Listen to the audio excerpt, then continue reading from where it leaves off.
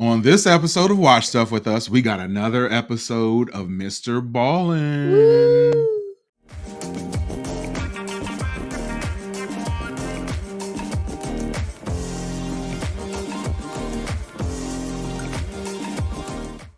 Thanks for tuning in to another episode of Watch Stuff with Us. I'm JD. I'm Katie. And we are here to do and review another episode of MrBallen. I think this is our 6th one at this point in time, so we've done a lot. And if you missed any of those, go back and check out each of those. I don't know why I'm pausing like this, but go check out all our other stuff because we've done a bunch of them. Yes. Hit that like button, hit the subscribe button too, drop a comment below because we respond to all of them. We do. So right now we're going to go into another MrBallen video. So let's do this. Woohoo! I like his thumbnails too. I know. They're cool. The story is about a police officer in Argentina who encounters something totally inexplicable by the side of the road. Some have called this story one of the most credible paranormal stories that exist. Okay, if this is going to be about paranormal stuff, like this is right up my alley. I know this is the stuff that I like because I am a believer. I love stuff that is like scary like this. Like the last video that we did was about like somebody who's just a horrible person and doing some medical malpractice. But like this one, there's some mystery in it, I'm sure. Like, you know, paranormal activity, scary, spooky stuff. Like this is what I dig. That exists. But before we get into today's story, if you're a fan of the strange, dark, and mysterious delivered in story format, and subscribe to me or buy my book and beep up. Yep. He is cool though. Right place, because that's all we do, and we upload once a week.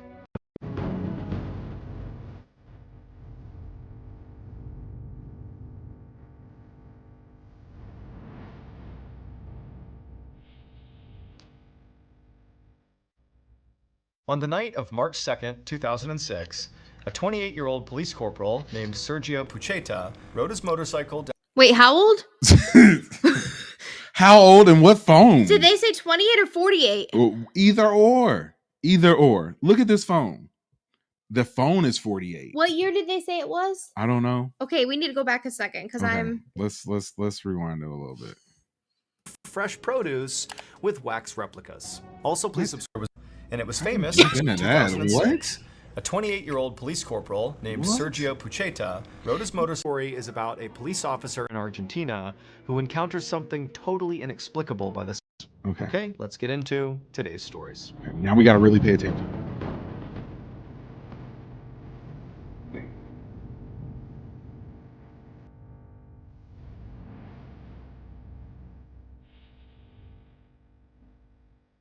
Okay, now listen. On the night of March 2nd, 2006, a 28-year-old police corporal named Sergio Pucheta rode. 2006. That phone he must have had for a while. Yeah, that's an old phone for 2006. Like even I had a nicer phone back then. That phone looks like you can play Snake on it, and we were past that point in 2006. That was such a good game. His motorcycle down a dirt road in rural Argentina. It was pitch black out with no street lights, and on either side of the road were mostly open fields, interspersed with patches of forest, and there were mountains rising up in the background. There was nobody around him for miles. This was an area called La Pampa, and it was famous for its beautiful landscapes and cowboy culture. Sergio was out here patrolling for poachers, who came out here at night to trap or kill the wild cats, monkeys, and birds that often sold for lots of money on the black market. It had been a quiet night so far, but Sergio knew from experience that the later it got, the more likely it would be that he would catch someone doing something illegal. At around 10 p.m., Sergio was riding down the road towards a crossroads that locals called El Cruce de las Cañas, and up ahead, he saw the red taillights of a car. And at first, it seemed like this car was coming to a stop, but then it turned off the road and drove into this nearby cluster of low trees and thick vegetation about the size of a football field, and then these taillights disappeared. Sergio felt his heart start to beat a bit faster because he knew this had to be a poacher. Maybe, he thought, this poacher had seen him and realized he could be a cop and so was driving off the road and basically trying to hide from Sergio. Sergio sped up. Okay, I'm not cool with poachers. And when he reached the spot where the... No, that's horrible. Like, that's horrible. I don't know why people would feel the need to go in and steal and or kill animals It's just for their to financial take gain. them. Yeah, and I get it that it can be worth a lot of money, but yeah, you need to just leave animals thank you. alone.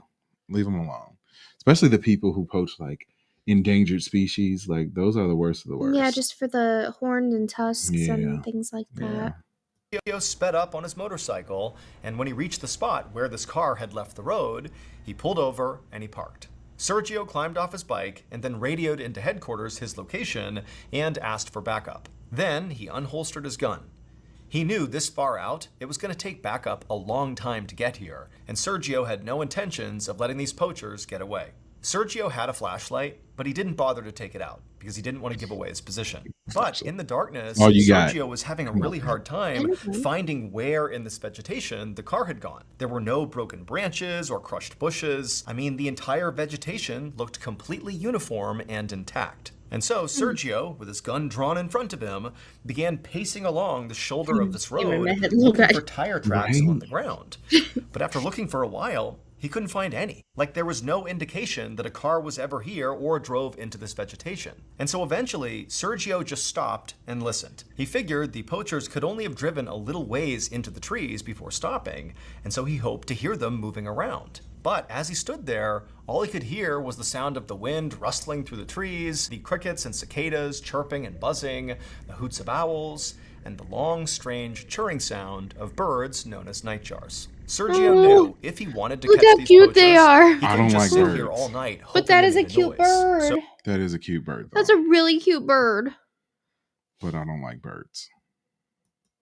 to catch these poachers, he couldn't just sit here all night hoping they made a noise. So he took a deep breath, stepped off the road, and made his way into the trees. He walked quickly but carefully, moving branches aside with one hand and holding his gun with the other, constantly scanning left and right for any movement or light. And when he was about 100 feet into the trees, he finally saw something. Out of the corner of his eye, he caught a glint in the darkness. And for a second, it almost looked like moonlight reflecting off of something metal. And so Sergio thought, that's got to be the car. I've caught them. They're right here. But when Sergio turned to face them, he immediately realized there was no car. What he saw was so jarring, so terrifying that for a second, he just stood there frozen to the spot. And as he did, the sounds in the forest began to amplify all around him, and he felt this panic building inside of his chest. He wanted to scream, but when he opened his mouth, no sound came out. Now that's something that watching these types of videos with like different things with like aliens and stuff like that, like it's always like that. These people have these encounters with these beings and stuff, and they go to like scream out and they can't. They are like filled with panic, like more so than like just normal panic, but they get filled with it. And the videos that I've seen, they've even had like aliens who could like direct these like feelings toward like a person. Like, so like I'm standing here or I'm sitting here with you, and they could direct this energy towards me and make me feel like that, but you wouldn't feel like that. So yeah, like I've seen videos like that before, and that stuff is interesting, man. Like that's scary to have that level of technology or that sort of ability to be able to make someone feel like that. You are such a believer in all this stuff. I am. I really am. I really am. Like I truly think that there are other beings out there. I'm kind of neutral. I mean, there might be, there might not be. I'm not nervous about it. I'm not excited about it. I'm just like, if it happens, it happens. But yeah, you're like, let's go. Yep. No, I'm in there. I'm a true believer. I am a true believer.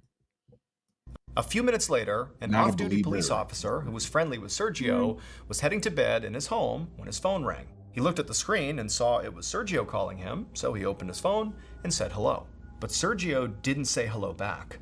Instead, in a voice that was unusually cold and monotone, Sergio just said, "Come to Las Cañas. You know what to do." And before this other officer could ask Sergio what he meant, what's going on here, the line just went dead. The officer tried to call Sergio back, but Sergio didn't answer. The officer really had no idea what was going on here. This was exceptionally odd behavior by Sergio. And so this officer felt compelled to call it into headquarters just in case. But when this officer got the dispatcher on the phone, The dispatcher told him they actually already had backup on their way to Sergio right now. And the dispatcher told him that they were actually pretty worried about Sergio too. Because after Sergio's first radio call had come in where he gave his location and asked for backup, they had lost contact with him. Every time they had tried to call him back, he wasn't answering. Meanwhile, the Aliens. Aliens, I tell you. Aliens. 100% aliens. That's my call. If you had to guess something else, what would it be? Or do you think it's aliens too? It's gotta be aliens. Gotta be aliens. It'd be aliens. That's where I'm at. While the backup, 3 police Alien. cars full of officers, sped past cornfields into the remote area that contained Las Cañas, where Sergio had last been. And when they got to the actual spot on the road where Sergio had said he was, like his actual location, they found his motorcycle, but Sergio was nowhere to be found, and nobody else was there either. It was just this motorcycle. And so the 3 cars pulled over near the motorcycle, and the officers got out. One of the officers tried again to hail Sergio on the radio, but again, they were met with silence. And so they all fanned out with their flashlights and began searching. The aliens do have things to disrupt communication too. Yes. You're just like, there's a reason for everything. There is. Unlike the other video that we watched, and it was just some person doing crazy stuff. Like in something like this, Aliens don't do crazy stuff. No. They make plans. they have plans and they have techniques and they have abilities. And they All are right, using love. all of them. And I'm hyped because I like aliens. I don't like them, but I just find stuff like this interesting. So yeah, this gets me excited. Searching this road up and down, looking for any sign of Sergio. And after a minute or two, one of the officers spotted this cluster of metal in the sand by the side of the road. Now, this officer did not immediately connect whatever this metal was with whatever happened to Sergio. They just walked over to see what it was. But when he actually reached it and shone his light directly on it, he gasped and called out to the other officers, "Over here!" Because these pieces of metal definitely had something to do with Sergio. They were the completely disassembled parts of Sergio's radio and his gun. This discovery immediately launched a major police search operation. More backup poured into Las Cañas, and officers teamed up and continued to search the area. And pretty quickly, officers found what looked like Sergio's footprints heading away from the road and into the cluster of trees. So the officers began to follow I them. was like, that You looks know like where a to footprint go. on the moon. Aliens on the moon. They're there. Mm-hmm.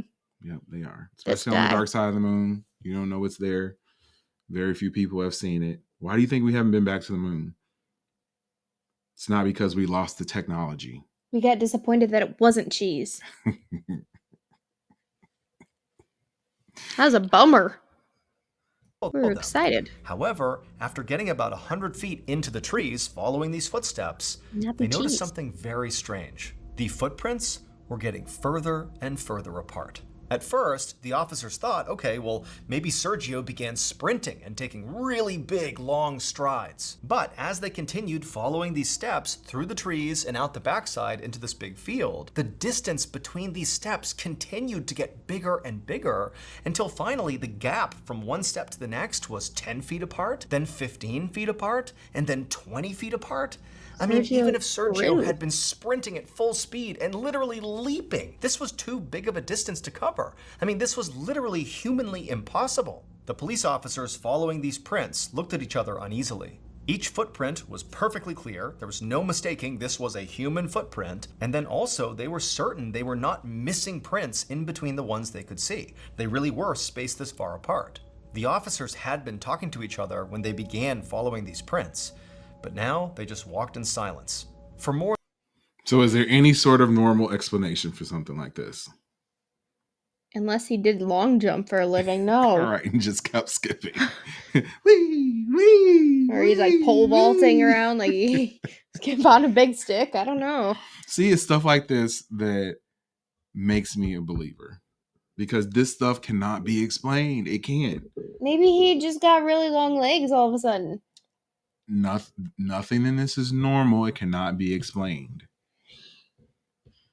So it has to be something I don't know. paranormal or alien normal.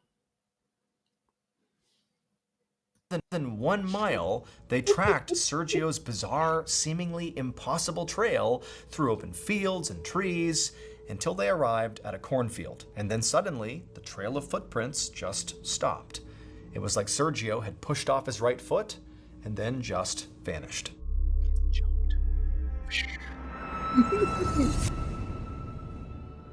Thank you to BetterHelp for sponsoring today's video. Nope. In 2017, Yeah, thanks, you BetterHelp. can easily switch to another one who is off your first month of therapy. Maybe. Not right now.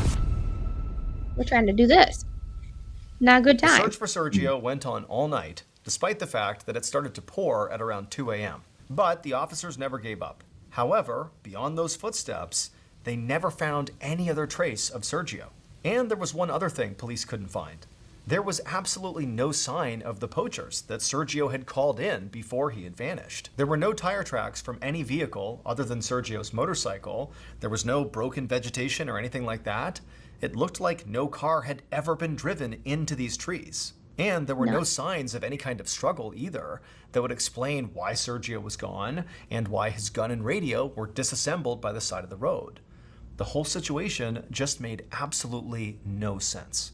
At 4:30 p.m. on March 3rd, 2006, so roughly 18 hours after Sergio had disappeared, a farmer was walking on his property about 12 miles away from Las Cañas when he looked up ahead and he saw this dark figure sitting by the side of the road. The farmer squinted to get a better look, and the figure looked like a man, but he was all curled up into a ball and he was sitting in the mud. Now, keep in mind, this area is like in the middle of nowhere, and so this farmer did not get a lot of people passing through the area, and so to see anybody was pretty rare, let alone what he was seeing now. And so, feeling curious, the farmer called out. Okay. Sergio needs to take a nap. One more quick stop. If I was a farmer, or just like say this was my house, which it is, and right outside the window or right down the block, you saw what looked like a person huddled up with no clothes on and they said he's shivering. naked? I thought they did, or maybe I just thought that. I don't know. That's what I imagined when I saw. Okay, so if there's a naked person huddled up, or even not naked, just sitting there. There's a person huddled up in the corner over here. Yep, down the block, like half a block down. Are you going to look out your window and then go see what's going on? Like, get out and go see what's happening. I might yell out the window. You okay, man? You good? Hey, I don't know if I'd go out there, but I mean, I'd probably see if they're okay, or at least notify the authorities that there's a person over here that might need assistance. There you go. Like, but they are out in the middle of nowhere. The inquisitive nature of some people makes me mad. Like, I'm the person who believes in aliens, all that stuff. But if I saw some aliens right across the street, I'm not going over there to go talk to them and be they like, didn't say it hey, what's up? Hey, guys. Necessarily. They said it was a person that was folded in a ball. Yeah, I mean, even if it was, like, I don't think it was an alien either. Like, this is probably Sergio. But Sergio, now the alien. But if you see something weird, I don't understand how people just go investigate things like that. Now, if it's in my house and I need to protect the people in my house, I get that. But if it's just like a random, like somewhere else, like, nah, man, go ahead, do your thing, bro. I hope you're good. I'm gonna call you some help, but I hope you're good. You know me, I've checked on a lot of people. Exactly. And that's not cool and not okay. And I get mad at you every time. I only do it if there's other people around. I'm in a crowded area where I can get help if I need it. I'm never gonna go just like in the middle of a cornfield one-on-one with somebody. Like, that's seen enough true crime for that. But no, like, I'll check on somebody, see if they're okay. Either pull up in my car or, I don't know. You just do stuff and you think people are good, and I don't. Oh, I know they're not all good. I trust aliens, though, I guess. You don't make sense, man. How often do we have to deal with them on a daily? To this man, but didn't get a response, and so he just started walking towards him. And when he got up close, he saw this man was a police officer in full uniform. He had his knees pulled up to his chest with his arms wrapped around him, and his head was buried in his lap, and so the farmer couldn't see his face. And weirdly, even though it had only recently stopped raining and the ground that the officer was sitting on was still wet, this man was totally dry. The farmer leaned down and gently put his hand on the man's shoulder and said, "Sir, are you okay?" But the officer didn't react at all. He just stayed there motionless, head in his lap, not reacting, totally silent. And this was just too strange. Probably pooped himself. The farmer backed away, took out his phone, and he called the police.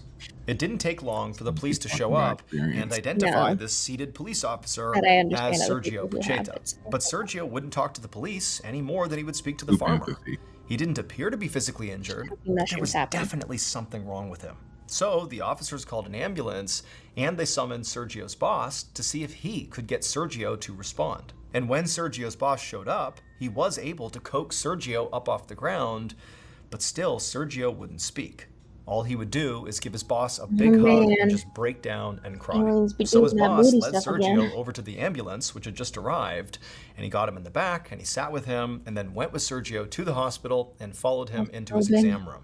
At first, inside the exam room, Sergio didn't want anybody to touch him, and he was very anxious, and he kept squinting and grimacing every time the lights were put on him. But after a few minutes, he did let the doctors and nurses remove his clothes and examine his body for wounds. Sergio's boss had expected that Sergio would have injuries. I mean, he figured he had likely been assaulted or kidnapped. But as he watched the doctors and nurses check Sergio out, it was very clear that internal. Sergio did not have any injuries. There were no bruises, no cuts, Put them no sign inside. of any physical struggle at all. And not only that, as the nurse took Sergio's vitals, it was clear that he was not dehydrated or sick at all, despite the fact he had just been missing injured. for 18 hours with no supplies. The only injury the medical team did find on Sergio was to his feet, but it did not help clarify anything.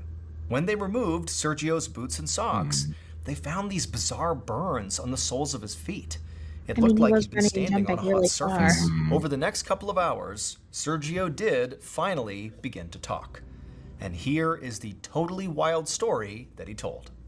At 10 p.m. the night before, when Sergio had followed the poachers into the trees, he had been absolutely certain that he had Right. seen the metal of the poacher's car reflecting the moonlight. However, he didn't.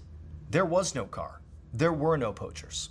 When he turned, all he saw in the darkness Now that is were creepy. two sets of burning red eyes staring back at him. Sergio stood there stunned, unsure who or what these eyes belonged to. And then before he could do anything, the eyes began to move closer to him. And as they did, Sergio realized with growing horror that these were not human eyes, these were not animal eyes. These eyes belonged to some creature he had never seen before. All he could make out beyond the burning red eyes were these slim gray bodies with big heads and long skinny fingers, and they didn't appear to blink at all. Sergio opened his mouth to scream, but when he did, no sound came out. And that's when Sergio Those realized aliens that look not only cooler. could he not scream, but he no longer was able to move. But then suddenly he felt this intense pressure in his torso, and his back sort of involuntarily arched in response. He tried to wrench himself free of whatever seemed to be in control of him, but he couldn't. It felt like his spine was going to snap. And then he felt himself begin to walk out of the forest backwards, like his back is arched in this totally unnatural position, and he's marching out of the trees. And then as he's doing this, he watched helplessly as one of his hands went down and pulled out his phone. And then he dialed the number of that officer, and then this detached, cold voice came out of Sergio's mouth, telling his friend, "Come to Las Cañas, you know what to do." And as Sergio continued to walk in this bizarre bent-over gait, he felt himself reach for his gun. And after he drew it, he watched in horror as his hands fully disassemble it and drop the pieces on the ground. And then he watched himself do the exact same thing with his radio. And the whole time, these red-eyed creatures are just a few feet away, staring at him. It was only after Sergio had disarmed himself that he felt that intense pressure on him subside, and he realized this was his chance to escape. He took off running, but after only going a few steps, he felt himself get hit from behind and he pitched forward. He thought he was falling, but he didn't hit the ground. Instead, it was like he was being lifted up into the sky. And for a moment, he just careened through the air until abruptly, whatever force was holding him up let go. He fell to the ground and somehow managed to land on his feet, but then once again, he was lifted back up. You know, I would hate that Okay. so much. Like, I hate heights. I hate speeds I can't control. My God. I Kill me now. like lost myself in this story because it's so like there's so much happening. But yeah, can you imagine just being possessed by something else or being completely out of control of your body? I don't Like, need anything picking me up and throwing me. That's yeah, terrifying. yeah. I know you don't like heights or roller coasters or anything like that. So yeah, No. that would be bad. It'd But be really bad. Ugh. Yeah, So, like I said earlier in the video, that eyelash. I've So sorry. seen alien videos, or at least people talk about alien encounters where they are able to control their body, control their emotions, or control a person's emotions and body. So like that, yeah, that's crazy. I can't imagine. I just can't imagine. I can't get over that. I can't get over the fact that you would be. I mean, even the fact that it was making him speak, and like he had enough, or they controlled him enough to call someone else and tell them to like come there, and that you know what to do. Like, Be like, I don't know what to do though. What? Now right? he's not answering his phone Nobody again. told me what to do, so Again, and again, and again. And so as this was happening, Sergio realized these red-eyed creatures must be the ones in control, and they were playing with him. They knew he was trying to escape, but they didn't stop him. They just kept picking him up and throwing him forward over and over again. And as all this happened, so that explains Sergio all began the to feel his steps. feet burn. The last thing he remembered was running through a cornfield. And as he did, he realized suddenly that it seemed like he was all alone. The red-eyed creatures were gone. And so Sergio looked over his shoulder, and all he saw were swaying corn stalks and darkness. And for a moment, he's thinking, maybe this is all over. But then, still running, he turned to look straight ahead, and he saw there was this incredible wall of just pure darkness. There was no cornfield, no ground at all. In fact, there was no sky, no moon, no stars, nothing. It was just... That would scare me more than anything. Like running into the void or whatever that is, to not see anything or hear anything or just nothing there. That would have me drop into the little ball. Yeah. Yep. Because I was wondering like what made him go into like ball mode, and yeah, that probably would. Ground at all. In fact, there was no sky, no moon, no stars, nothing. It was just pure black, like he had reached the actual edge of the world. And then, once again, he felt himself begin to rise into the air, and he looked down into this darkness, into this void, and staring back at him are two red glowing eyes. After that, Sergio passed out, and he had no idea how he wound up 18 hours later on the side of the road, absolutely frozen in fear. No one has ever been able to explain what happened to Sergio, including Sergio himself. But it should be noted that Argentina and South America more broadly is a very well-known hotbed of paranormal activity. Following this incident, Sergio was so traumatized that he retired from the police force. To this day, cops and locals still report seeing strange lights in and around Las Cañas. Man. Okay, so after watching this, do you think that alien encounters are real? Or what? Let's just say, do you think that this specific alien encounter is real? No, What do you think it was then? a story. You think he just made it up? Sure. Wow. No. Although the footprints though is a little different. But... Yep. I believe it, man. I truly believe it. And to have something like this happen to somebody who pretty much appears normal and had lived a normal life, and then all of a sudden this happens and it completely wrecks their life. At least I know if I ever encounter aliens, I'll come home and tell you, and you'd believe me. Yep. I wouldn't just say you're crazy. I would be like, yep, I believe you. Let's go figure this out. And I would believe you only because I know you as a person. Yep. I wouldn't make it up. But I would not believe a lot of people. Yeah. And I mean, like, it's sad that this seems to have like just messed up his life. But I know. I don't know how people go on after having these encounters, because we've seen a lot of videos where people have supposedly had these encounters and then they're like, well, people don't really believe us. Mhm. We, can't keep a job, can't, Mhm. our mental health is terrible, Mhm. can't get married, nothing like this. It Mhm. is. Yeah, I don't. Can't sleep even, just traumatizing. Yeah, I don't think that I necessarily would have great difficulty. Like, I don't think I would just quit my job or any of that stuff after if something similar happened to me. But It is very psychological, especially if it was somehow like, even tied to sleep or something like that. That, you go to sleep and then these things would happen, and You'd have that would make nightmares you every day. terrified to go to bed. So, Yeah.